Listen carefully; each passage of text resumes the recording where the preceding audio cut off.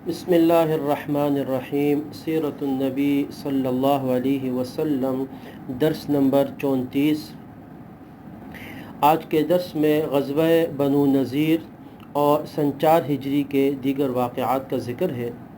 کل کے درس میں ذکر ہوا تھا کہ بیر معونہ کا جو حادثہ پیش آیا تھا کہ رسول اللہ صلی اللہ علیہ وسلم نے 70 کے قریب صحابہ کو بھیجا تھا کہ وہ ان کو دین کی دعوت دے، لیکن وہاں پر جانے کے بعد بنو عامر جو تھے، قبیلہ بنو عامر کے لوگوں نے ان کو شہید کر دیا۔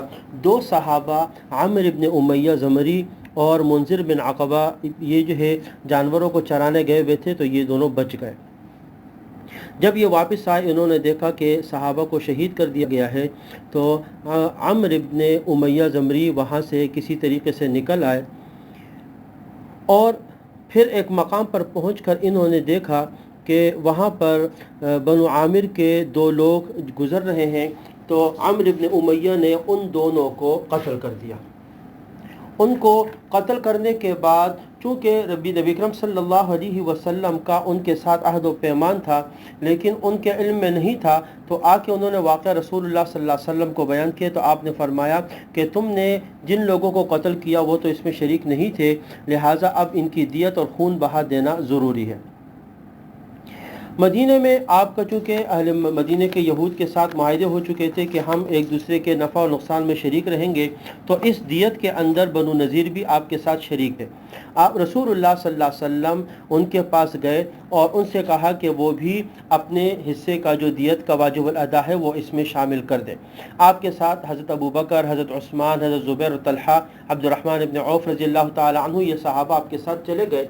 جب بنو نذیر کے قبیلے میں گئے تو انہوں نے رسول اللہ صلی اللہ علیہ وسلم کو ایک مخصوص جگہ پر بٹھا دیا اور جواب دیا کہ بالکل خون بہا اور جو دیت ہے اس میں وہ اعانت کریں گے، بالکل ضرور کریں گے۔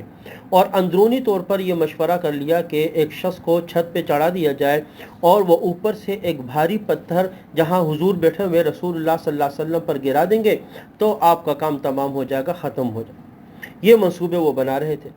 رسول اللہ صلی اللہ علیہ وسلم کچھ ہی دیر گزری تھی کہ جبرائیل امین وحی لے کر آئے اور آپ کو ان کے جو مخفی اور پوشیدہ وہ تھے مشورے ان سے مطلع کر دیا۔ رسول اللہ صلی اللہ علیہ وسلم فوراً اٹھے اور مدینہ کی طرف تشریف لے آئے، اور اپنے ساتھیوں کو بھی آپ نے کچھ نہیں کہا۔ وہ سمجھے کہ شاید کچھ واپس آ رہے، لیکن جب کافی دیر ہو گئی اور رسول اللہ صلی اللہ علیہ وسلم نہیں آئے تو صحابہ کرام بھی آپ کے پیچھے اٹھ کر تشریف لے آئے۔ آپ جب وہ پہنچے تو آپ نے ان کو یہود کے اس مشورے کا بتایا کہ وحی کے ذریعے سے اللہ تبارک و تعالی نے بتا دیا ہے۔ یہود کو بھی معلوم ہو گیا کہ آپ کو وحی کے ذریعے سے یہ خبر دے دی گئی ہے۔ نبی اکرم صلی اللہ علیہ وسلم نے جب ان کی اس غداری کو دیکھا تو بنو نذیر پر حملے کا حکم دیا۔ بنو نذیر، عبداللہ ابن ابی جو منافقین کا سردار تھا وہ بھی فوراً درمیان میں آ گیا۔ یہود نے کہا، ایک دوسری غداری کی کوشش کی اور کہا کہ آپ صلی اللہ علیہ وسلم آئے اور 3 صحابہ اپنے ساتھ لے کر آئے، ہمارے 3 عالم جو ہے وہ آپ سے گفتگو کریں گے، اگر وہ ایمان لے آئے تو ہم پورا قبیلہ بنو نذیر آپ پر ایمان لے آئیں گے۔ اور اندرونی طور پر وہ یہ مشورہ کر چکے تھے کہ ان تینوں عالموں سے کہا تھا کہ آپ اپنے کپڑوں میں خنجر چھپا لیں اور جیسے ہی موقع ملے رسول اللہ صلی اللہ علیہ وسلم پر وار کر کے ان کو قتل کر دیں۔ رسول اللہ صلی اللہ علیہ وسلم کو دوبارہ وحی کے ذریعے سے یہ بات بتلا دی گئی، اور ان کی بنو نذیر کی یہ متعدد غداریاں اور یہ عیاریاں اور یہ مشورے اور منصوبے بنانا، ان کو دیکھ کر رسول اللہ صلی اللہ علیہ وسلم نے ان پر حملے کا حکم دیا اور آپ صلی اللہ علیہ وسلم خود بنو نذیر کی طرف روانہ ہوئے۔ اسی لیے اس کو غزوہ بنو نذیر کہا جاتا ہے کہ یہود کے اس قبیلے کی طرف آپ صحابہ کے ساتھ گئے اور آپ نے ان کو نکلنے کا حکم دیا تو وہ اپنے قلعوں کے اندر محصور ہو گئے، دروازے بند کر دیے۔ 15 دن تک رسول اللہ صلی اللہ علیہ وسلم نے ان کا محاصرہ رکھا۔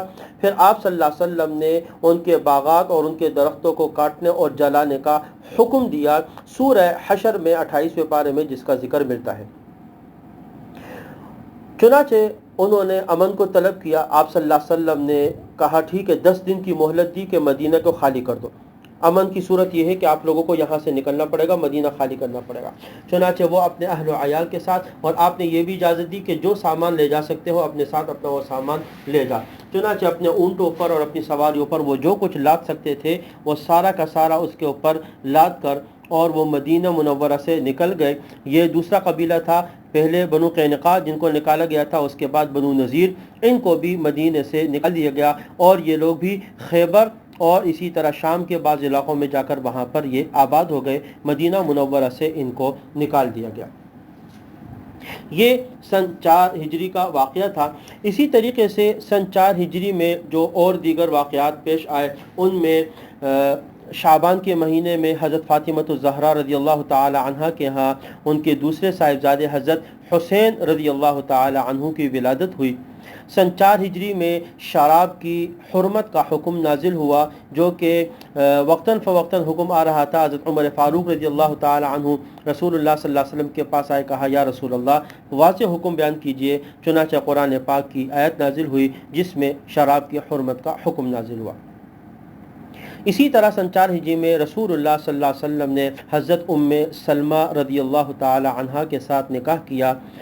وہ ابو سلمہ کی بیوہ تھی جو جنگ احد میں زخمی ہوئے تھے، اور پھر ان کے انتقال کے بعد، شہادت کے بعد رسول اللہ صلی اللہ علیہ وسلم کے ساتھ ان کا نکاح ہوا۔ یہ سن 4 ہجری کے واقعات ہیں۔ اس کے بعد آگے سن 5 ہجری کا آغاز ہوتا ہے، انشاءاللہ اگلے درس میں اس کا ذکر ہوگا۔ وآخر دعوانا ان الحمد للہ رب العالمین۔